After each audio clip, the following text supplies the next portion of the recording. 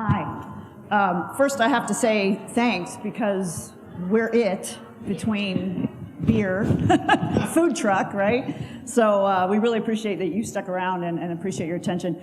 I think what is exciting about this is, well, we love it because it's advertising and it's fun and it's some cool stuff that we get to do in partnership with Lowe's.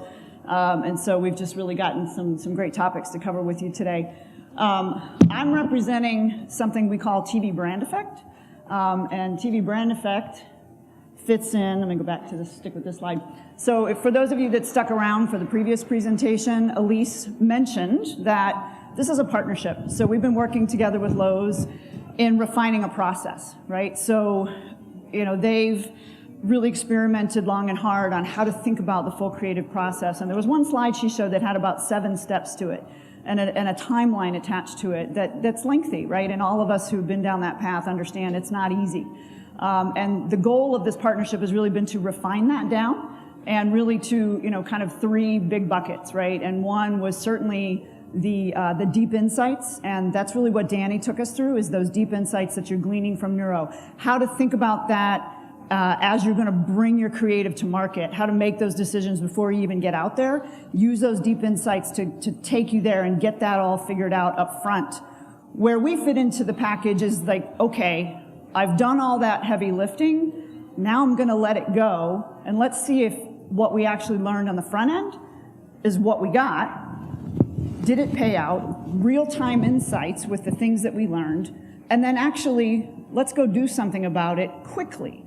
Learn from it, but do something quickly. So making that timeline much more condensed than we talked about at the beginning, from 7 steps down to 2. And the last step that we will wrap up with today, we're not going to spend a lot of time in, but as a reminder to everybody, is to take that back and look at your mixed results or your ROI, because that's kind of the third leg of the stool, right? So you have to think about all 3 of those things. So real-time resonance with TV brand effect. One of the things that was really important in this partnership with Lowe's is to make sure that as we moved to the kind of launch of the real creative, right, we needed KPIs. So we needed to make sure, as we sat down with them and we talked about this, what's important here, right?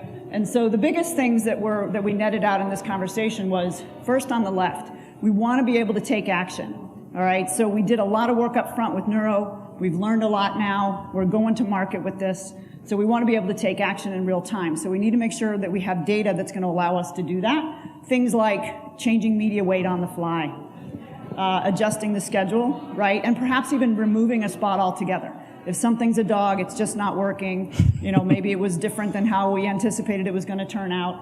Remove it, replace it with something else, but do this more actionable and not wait, right? So that was really important to be able to do that.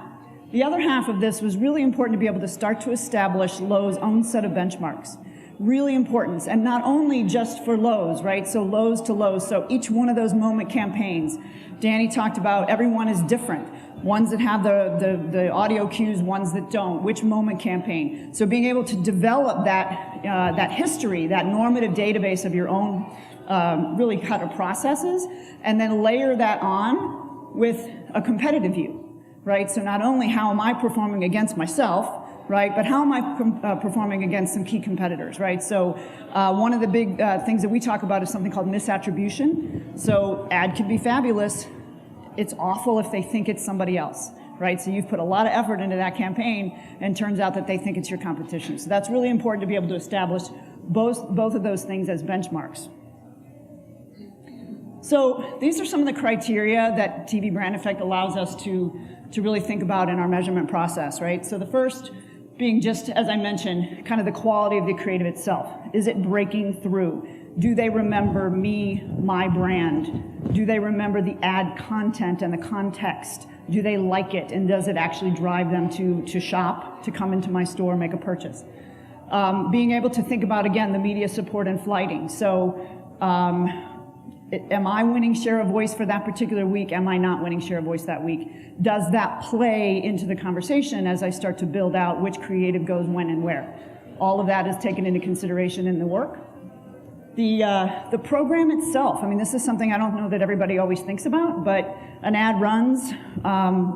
what is it running during? Is it, is it a highly popular show? Is it a show that folks are really engaged with? We actually do take that into consideration in the analysis. So we actually ask additional questions around program engagement. So there's a factor there of whether or not they're just kind of tuning out, so therefore your campaign may not quite be resonating as well because they're just not paying attention. So that's something we want to think about. And then lastly, I mentioned competitive interaction, right? So how are they thinking about the campaign itself, but then how that compares to one of your key competitors. These are some of the things that we actually measure, and this is important because what Eric's going to do is actually walk us through some of the real results that we did with some of the Lowe's campaigns. So as you think about building to that, these are the elements that kind of go into how we measure, right? So there's a couple different breakouts of what we're picking up. In program, so certainly if you actually do like a brand placement within a program itself, so the MC is drinking your product, or your brand, your retail brand is mentioned during that program. Again, the engagement within the content itself, is it a boring program? Are we finding that people are just, they're on their iPhones and their iPads the whole time, they're really not paying attention? And then again, the different types of actual just ads themselves, right? So a traditional ad running, in a normal spot, a hybrid ad that combines a little bit of the spokesperson from the program content, but also placed within a traditional ad spot timing. So this is a little bit just about how we do this. What's important here is that what we're doing is it's not forced exposure, so it's all really panel-based. We actually use Pop Rewards, which is a partner with part of SSI, who is our partner here.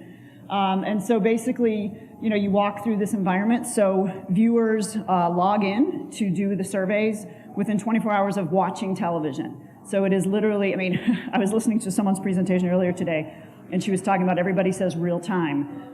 I will not be cliche and say real time, but I will say within 24 hours that they are logging in to answer the questions within 24 of that viewing. So when it comes to DVR, for example, as long as if they could have recorded it, but they have to watch it within the same day. So I know I'm in San Francisco, I watched the Warriors game the other day, I did delay it, and I watched it a couple hours later. If I was part of this survey, I would be answering that. I would be part of the survey because it was within the same 24 hours. So we answer the questions. I'll go over some of what those questions look like and how they feed some of the actual analytics that come out of it. But as we come through, basically the data is available within 24 to 48 hours. We actually have a dashboard, so clients like Lowe's can go in if they want to actually take a look at kind of an immediate result of something that aired yesterday. They can do that in the dashboard. And then we certainly provide analytics within a couple of days of that actually airing. And then this is how we actually report out the traditional metrics for TV ad campaigns. And it's kind of a toll gate process. So think about this from left to right. So when you first answer the question, the first question you're going to get is more around just memory of the content itself during that program. So there was an ad that ran, there'll be a series of questions, and one of the things that was on the previous slide is our team actually writes these surveys for these ads every day for every ad. We are monitoring all television network programming. We have a schedule of when we're on the air.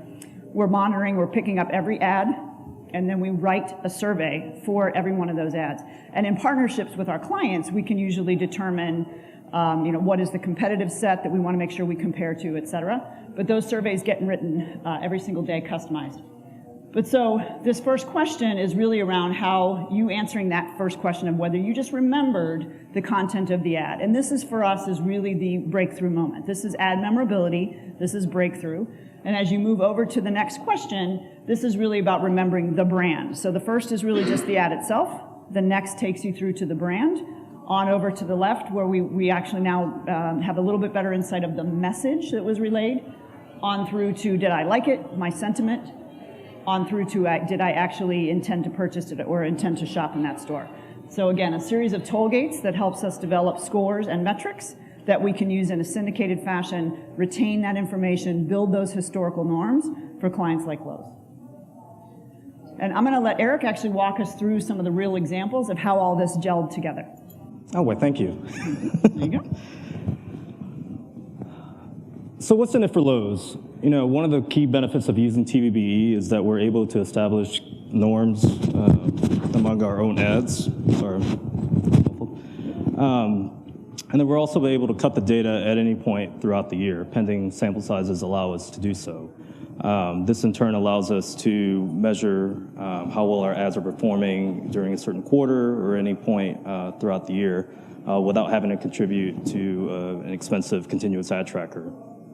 And one of the other benefits is that we're able to see how well our ads are performing relative to our competitors. And you'll see in the next slide that we utilize these standard metrics. As Kim mentioned, ad memorability is one of our big ones, as is brand linkage. So at any given point in time, we're able to look to see, all right, which ads are we running during Q1? How well are they performing across all of our key KPIs? We're able to utilize that information to make quick, insightful decisions and inform our internal business partners to tell them, hey, things are going well or they're not going so well. If they're not going so well, we're empowered to make the recommendation that we need to kill this ad. Like Kim said, if it's a dog, it's a dog. But being able to make that recommendation without having to wait for the ad to fully finish airing is a huge value add for us. That's something critical that if we need to, instead of wasting dollars letting an ad run for its full length, we can make that decision, make that recommendation to kill the ad. And so in looking at our competition, what's really of value to us is that we're able to not only look to see how well the content's working for us, but to also see, are people associating the ads with Lowe's? It doesn't do us any good if people really remember the content but aren't able to tie it back to Lowe's. In addition to that, we really feel great that we have an avenue or a model that we can utilize to see what the share of voice is, not only for our own ads, but also our competitors. So we get to see how well our ads are performing for us internally. When it's all said and done, what we're really trying to utilize data for is to make impactful, insightful decisions for internal stakeholders, whether that be looking at our ads and how well they trend quarter to quarter, how well our competitive ads trend, or how well our ads are performing in conjunction with our brand norms or the category norms. Tying it all together, none of this would be possible if the neuro component doesn't align with the TVB component, doesn't align with the marketing mix modeling component. All of these three things need to communicate with each other. We've worked closely with Nielsen to validate each of these phases with our own existing ads. We went back and retested all of our existing ads to ensure that this model works for us. And what we really enjoy about this framework is that the neuro insights are able to digress into the TVBE so that we can measure the ad impacts and the effects of each of our ads, which can then allow us to make strategic and smart decisions as to what's the ROI going to look like to impact the business in the most meaningful way. That's all I got. All right, nice job, Eric. Question over here. Thanks, that was awesome. I just had one question on the latter part, I guess the attribution model, so the TVBE. So after you guys, do all the audience measurement in real time, is there any component where you track those people and understand if they actually made a visit in X amount of time to the store? Yeah, we have some different capabilities that we're working on with that. One-to-one match, we're not necessarily doing that with this service, but there are other ways that we're actually trying to track more of a lift metric, so that and pick your dependent variable. It could be sales, it could be traffic, baskets, trips. So we are working on through another element of our service that actually can connect those things together. It's just not a one-to-one to those exact individuals that answer those surveys.